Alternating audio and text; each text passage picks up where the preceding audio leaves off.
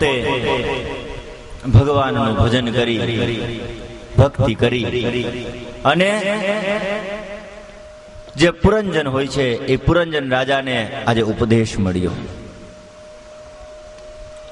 આવી રીતે જે પ્રાચીન બરહી નામનો રાજા હતો એ પ્રાચીન બરહી રાજા નારદના ઉપદેશથી અંતે પોતે ભગવાનનું ભજન કરતા કરતા અંતે પોતે પ્રભુને પામે છે, પરમપદને પામે છે, જન્મ મરણના ત્રાસથી છૂટી જાય છે. પુરંજન રાજાને પણ એવું થયું કે આજે હું જે કંઈ પણ સુખી છું, જે કંઈ પણ છું, આજે ગાડીમાં ફરતો થયો છું, બંગલાની અંદર રહું છું, બધું કોને આધીન? ભગવાનને આધીન છે. એની કૃપા હોય ને તો બધું મળે, બાકી કાંઈ મળે નહીં. એની કૃપા થાય તો રાતોરાત રોડપતિને કરોડપતિ બનાવે ને એની કૃપા થાય, એની જો ક્રોધાગ્નિ વાળી કૃપા થાય તો કરોડપતિ એ રોડપતિ થઈ જાય. આગળ પ્રાચીન બહીના જે પુત્ર હતા, જે 10 પ્રચેતાઓ કહેવાના, એને ભગવાન શંકર આગળથી રુદ્રગીત લીધું અને રુદ્રગીત લઈ અને 10,000 વર્ષ નારાયણ સરોવરના કિનારે તેણે ભગવાન નારાયણની સમક્ષ પોતે આ રુદ્રગીતનો પાઠ કર્યો. નારાયણ ભગવાન પોતે ત્યાં પ્રગટ થયા. જપ વિના જીવન સુધરે નહીં અને નારાયણ નારાયણનો જપ કરતા કરતા 13 કરોડ જપ કરવાથી ઈશ્વરના આપણને સાક્ષાત દર્શન થાય છે, પૂર્વ જન્મના પાપ બળી જાય છે અને આ જપનું પુણ્ય તરત ફળને પ્રાપ્તિ થાય છે. એ મનની અંદર ભગવાન નારાયણ નારાયણ નારાયણનો જપ કરવા લાગ્યા. નારાયણ નારાયણ ભજ મન નારાયણ નારાયણ નારાયણ ભજ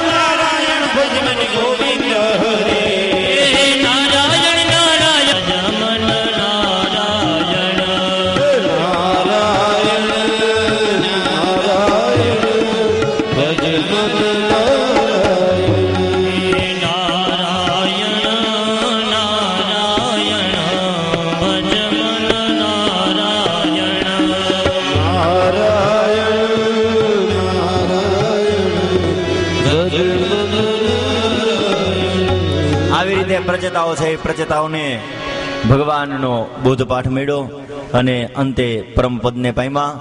અહીંયા વિદુરજી હોય છે, એ વિદુરજીને પોતાનું જ્ઞાન દ્રઢ થાય છે, કારણ કે પોતે મૈત્રેય મુનિના આશ્રમની અંદર પોતે જ્ઞાન પ્રાપ્ત કરવા માટે આવ્યો હોય કે ભગવાને મારા માટે શું સંદેશો આપ્યો હતો. એટલે મૈત્રેય મુનિએ જે કંઈ પણ ભગવાનનો સંદેશો કીધો એટલે વિદુરજીને યાદ આવ્યું કે હું જ પુરંજન રાજા હતો.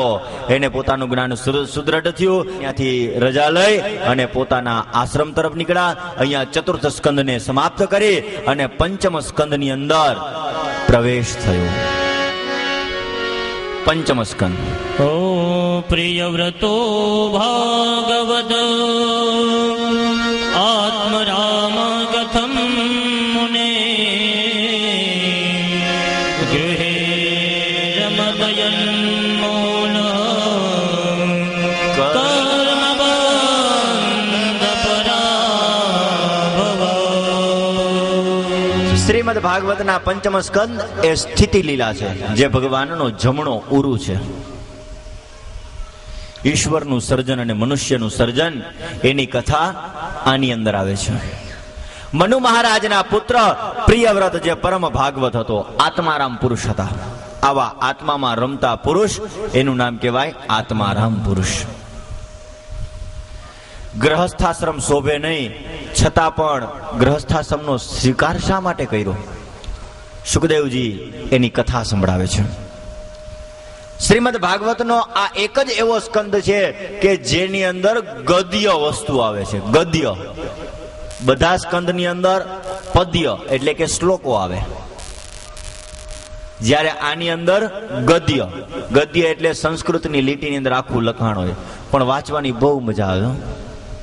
સુંદર મજાનું બાઢ મુક્તમ, બહુ સુંદર મજાનું બાઢ મુક્તમ ભગવતમ ઉત્તમ શ્લોકસ્ય શ્રીમચ્ચરણારવિંદ મકરદંસાવેદિચેતસો ભાગવત પરમહંસદેમ કથા કિંચિદંતરાય વિહતામ સ્વામ શિવતમામ પદવીમ ન પ્રાયેણમ વિન્હન્તે.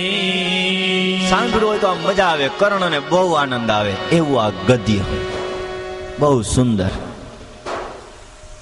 પંચમ સ્કંદની અંદર અમુક ભાગમાં પદ્ય આવે છે, અમુક ભાગની અંદર ગદ્ય આવે છે. ભગવાન ભાગવતનું સ્વરૂપ છે ને, ગદ્ય બહુ સુંદર સ્વરૂપ છે.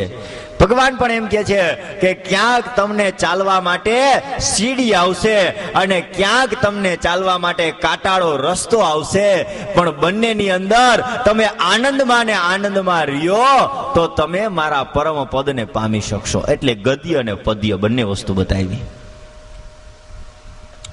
જેને વ્રત અતિ પ્રિય છે એવો પ્રિયવ્રત રાજા. પ્રિયવ્રત રાજા બહુ સુંદર, પ્રભુને પ્રિય થવા માટે પોતે સંસારની અંદર ઈચ્છા પોતે વ્રત કરતો હતો. એ પ્રિયવ્રત રાજાનું આખ્યાન આવે છે.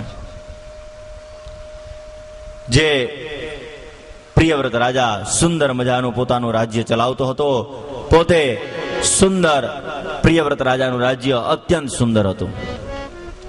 બ્રહ્માના સમજાવવાથી પ્રિયવ્રત રાજાએ પોતે ગ્રહસ્થાશ્રમનો સ્વીકાર કર્યો હતો. એને ત્યાં 10 પુત્ર થયા. કેટલા પુત્ર થયા? 10. પ્રિયવ્રતે ઉત્તમ રીતે રાજ્ય કર્યું. કરોડો વર્ષ સુધી પ્રિયવ્રત રાજાએ રાજ્ય કર્યું. 1000